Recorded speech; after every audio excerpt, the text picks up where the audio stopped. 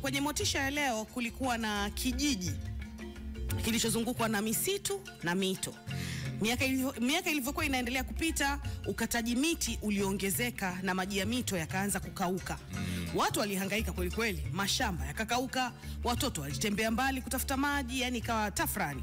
Kiongozi mpya alipochaguliwa pale katika kile kijiji, yeye hakutoa ahadi kubwa ambazo hazitekelezeki. Badala yake alianza na jambo dogo tu. Nini? Kupanda mti mmoja kila wiki. Kupanda mti mmoja kila wiki na kualika watu kujiunga naye, yani wana kijiji wa pale. Alitembelea mashamba, akazungumza na wakulima kuhusiana na njia bora zisizoharibu mazingira. Badala ya kuamrisha yule kiongozi, yeye akawa anawaelimisha na akawa anafanya kazi kwa vitendo, kwa sababu kwa anamuona anafanya, kwa hiyo akawa anafanya nao.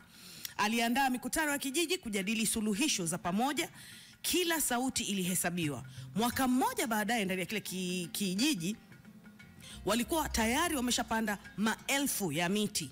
Walitengeneza visima vya kuvuna maji ya mvua na walitenga pia maeneo ya hifadhi ya asili.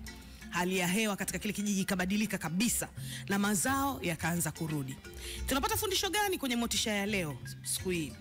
Uongozi wenye huruma huona mbali, huweka mazingira mbele ya maslahi binafsi na hutumia pia sauti ya ushirikiano badala ya amri.